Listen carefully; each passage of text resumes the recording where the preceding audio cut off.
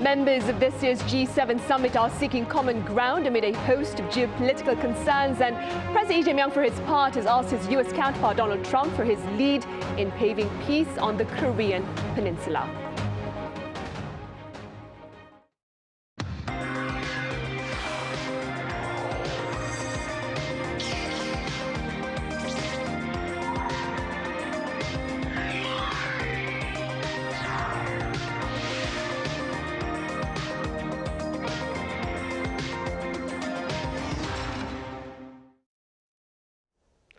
Hello and welcome. You're watching Press Perspective for this Wednesday, June 17th here in Seoul. I'm Min Sun-hee.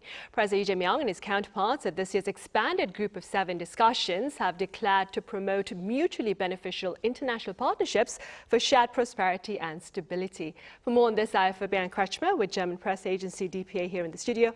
Fabian, it's been such a long time. Great to have you here. Great to be back, yeah. I also have independent journalist Kelly Kasulis Cho with us. Kelly, welcome back. Happy to be here, thanks. Fabian, we start with you. Let's begin with details of the discussions and the joint declarations thus far at this year's Group of 7 summit in France. Yeah, I would say it's rather surprising that actually joint declarations indeed were signed. That was not really clear beforehand, especially with Trump being the president. I mean, he gave quite ambivalent signals that he doesn't really believe in those multilateral institutions. But now we have joint declarations, actually quite interesting joint declarations. And just the fact itself that they were signed is a message of unity. It shows that G7 meetings still make sense. There's still some weight to it. And yeah, the biggest issues were of geopolitical nature. And the single biggest issue, in my opinion, is the ongoing war in Ukraine. The G7 head of states signed a declaration where it said that Russia would face new sanctions if it would not engage in meaningful peace negotiations, if it would not accept a ceasefire. That is really powerful, especially because it's backed also by the United States. And maybe for South Korea, also interestingly, was that the North Korea issue was also mentioned. Basically, there was again a commitment to full denuclearization of the Korean peninsula. I mean, basically North Korea should denuclearize. And it was also mentioned regarding the Indo-Pacific that the Taiwan issue should be resolved peacefully, that there should not be any change of status quo by force, but it should be peaceful. So all in all, I would say it was quite interesting, and yeah, I would say it was also successful. Right, indeed. Kelly, among the joint declaration statements, which ones would you choose to highlight from this year's G7 summit, and why? Well, I've got to be honest, I think a lot of them were quite expected, and there wasn't necessarily much that was revolutionary coming out of the several joint statements other than the points that Fabian mentioned. So they put out a joint declaration on, for instance, the Ebola outbreak, which has been in international headlines for a while now. I think that's a good place to cooperate, considering the fact that U.S. aid has been defunded, and it's getting harder and harder for American, dollars to get into these countries and help support their healthcare systems. There was a joint declaration on cancer research, on drug trafficking, as well as stopping illegal migration or human trafficking. All of that, I think, are pretty benign issues that all G7 parties can agree upon, right? There's nothing too counter-revolutionary there. But obviously, foreign policy was really the crown jewel of all the joint declarations. So as Fabian mentioned, particularly on Ukraine, I thought the mention of Taiwan was very interesting, that there was a line basically saying that in the Indo-Pacific, they want to make sure that there's a peaceful way of resolving this issue. And they specifically mentioned Taiwan as well as the South China Sea. And then again, it's interesting to see, I mean, obviously South Korea was a major player at the G7, but it's interesting to see a joint declaration about North Korea as well. It suggests that it's business as usual, but to see major world powers mentioning North Korea at all, given that we just saw potentially an end to the war with Iran and a lot of conflict still going on with Ukraine and Russia. It was interesting. It almost felt a little off topic in a way, but it could suggest, maybe that foreign policy will go elsewhere. I will say that I did get the sense, I wasn't there obviously, but I got the sense based on the language that there was desire to kind of gratiate President Trump for wrapping up the Iran issue. I think they called it an opportunity for peace, right? So this just happened. It was almost treated as if, who knows if fighting will continue. This is a tentative deal.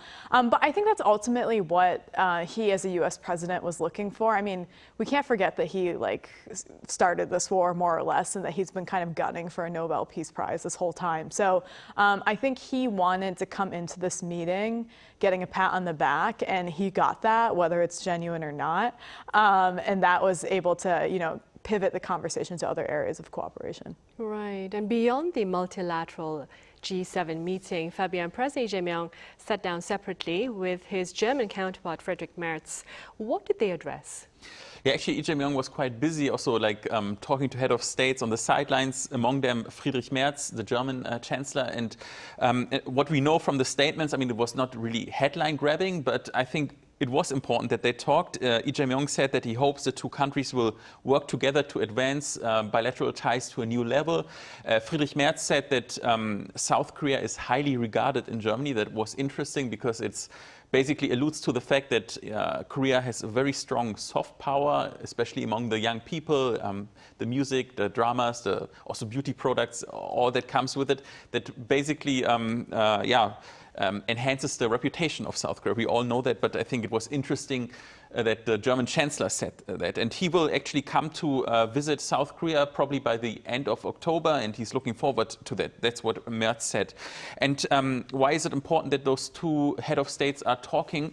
Well, they are pretty much in a similar situation. Both are quite important middle powers who have to adjust to a changing US ally who becomes more, unreliable. They also have to adjust to a China that becomes economically more competitive and politically more assertive.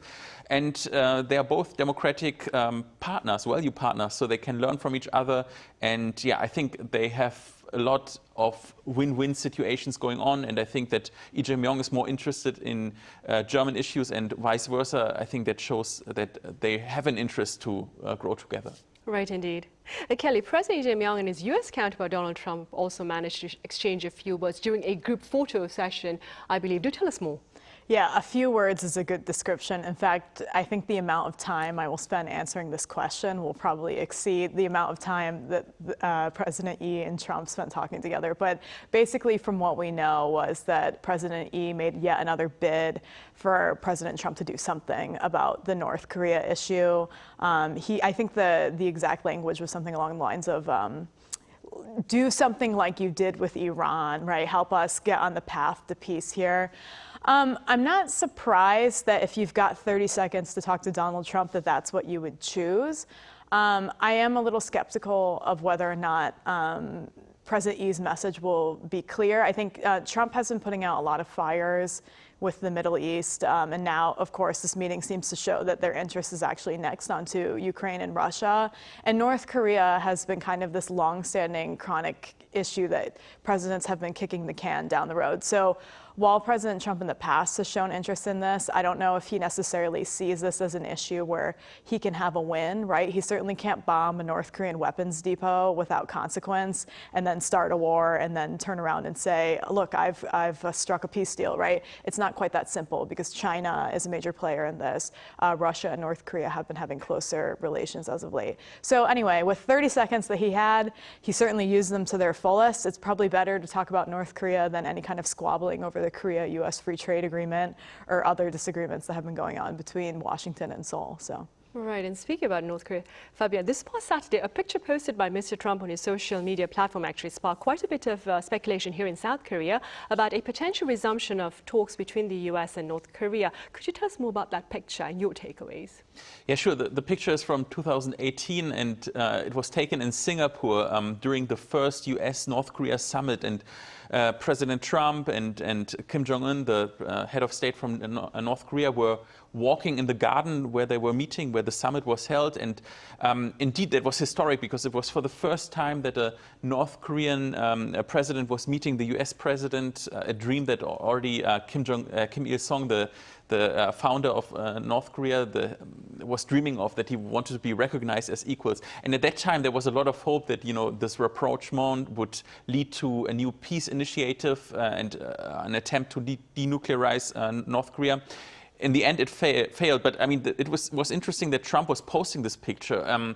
Why did he do that totally out of context? I mean, I would assume that he has interest in meeting Kim Jong-un again. Also, we know from South Korean politicians, the prime minister also said that Trump mentioned to him that he wanted to meet Kim Jong-un again. But is it going to happen? I don't think so, because right now North Korea, Kim Jong-un is very closely engaging with China, closely engaging with Russia.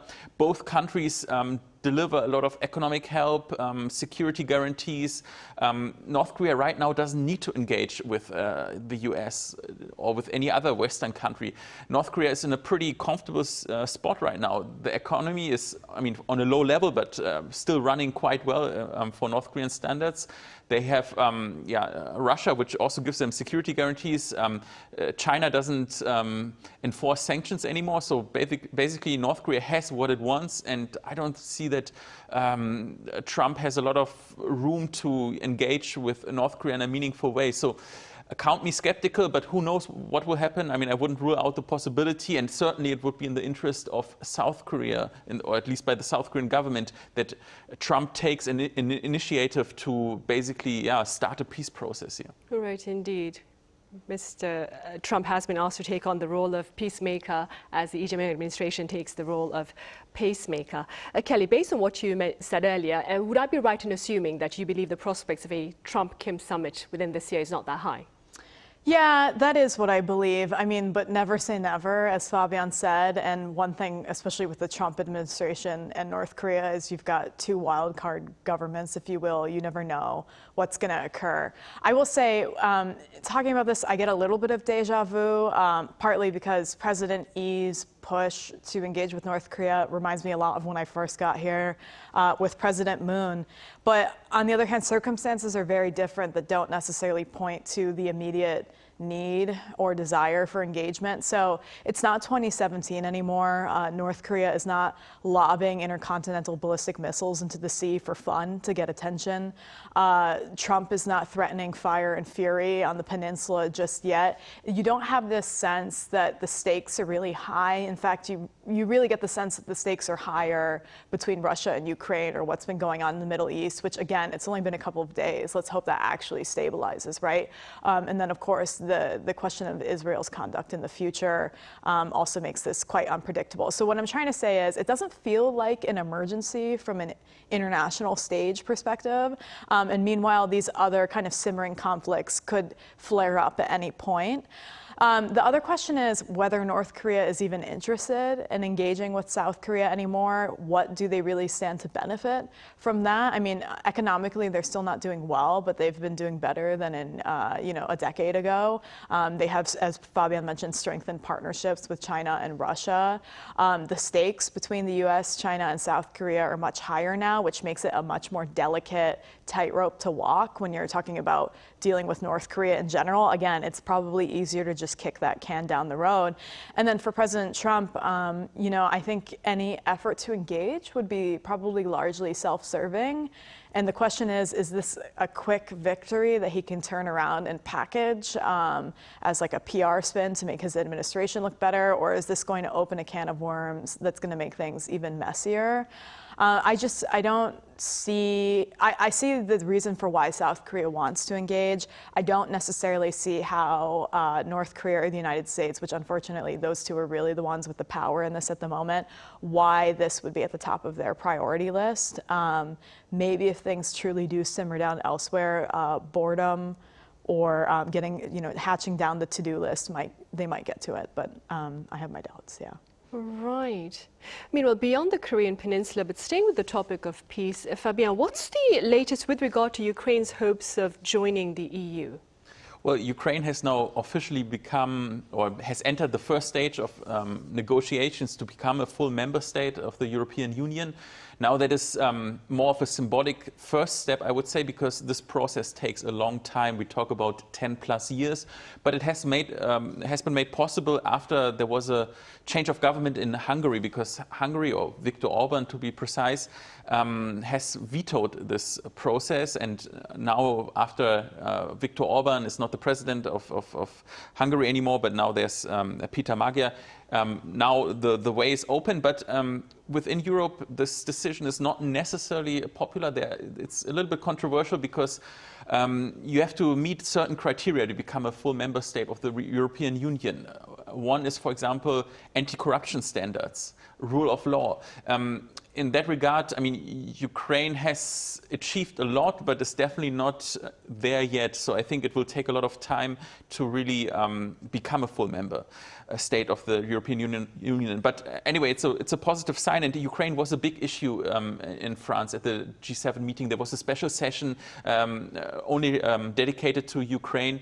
Volodymyr Zelensky, the Ukrainian president, was flying in and joined that session.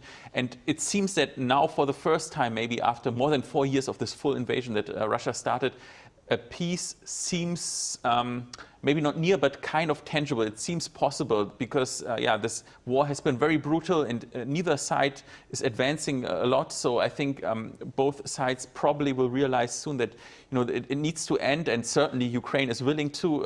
Russia so far has not shown any real meaningful interest, at least not to some realistic terms. I mean, Russia maybe also wants to end this conflict, but on very different terms than what the European countries wanted to end. So it's still complicated, but I would say for Ukraine, the G7 meeting was probably a successful meeting. Right, and staying with the prospects of peace for Ukraine, Kelly, prior to his departure for the G7 summit, US President Donald Trump spoke about speaking separately on the phone with his counterparts in Ukraine and in Russia. What's been shared about those talks? The information on those talks are quite sparse, and a lot of it is coming out of actually the Kremlin. But according to Russian state media, at least on Trump's 80th birthday, he's 80, everyone, Putin and Trump spoke on the phone for, quote, just under an hour. President Trump reiterated that Russia needs to end the war in Ukraine, and that was about all we know. I do think it's interesting, a lot of the discussion today has been about Ukraine. This is really different than the kind of wavering support that we saw for Ukraine in the last couple of years. At the beginning of the conflict, the United States was really fully behind Ukraine, and then within Congress, as well as at the highest levels of the Oval Office, there was a little bit of dithering and kind of a weaker signal of support. So now it seems like things are quite doubling down. I don't know if it's really that President Trump wrapped up his priorities in Iran and therefore he wants to switch his attention to this, or if, like Fabian says, he sees some kind of opportunity where the conflict on both sides is starting to fizzle out a little bit and no one's really making any progress. And now it might be a matter of trying to find an off-ramp that can save Putin some face, as well as give the Ukrainians the liberation that they're looking for from Russian occupation. So, that's a tough one. And then with Zelensky, his office basically said that he had a phone call with President Trump on his birthday. I don't think it's clear necessarily how long that call is. It sounds trite. These kinds of calls are important for maintaining a certain level of respect and diplomacy, but whether or not they mean the needle is being moved tangibly in one direction or not, I don't know. But when you look at North Korea, for instance, you have to say, I mean, any kind of dialogue or exchange of goodwill or pleasantries is probably better than none, right? So in this case, it sounds like those were worth noting, but we just don't really know the content of those conversations. Right, and because we don't know the content, there are so many questions and so few answers then. All right, Kelly, that's all the time we have today. Thank you so much for your time and your thoughts. Thank you. Fabian, thank you very much for your insights. Thank you. Right, that ends this edition of Press Perspective. As always, thank you for watching, and do join us again same time tomorrow for more panel discussion regarding the economy.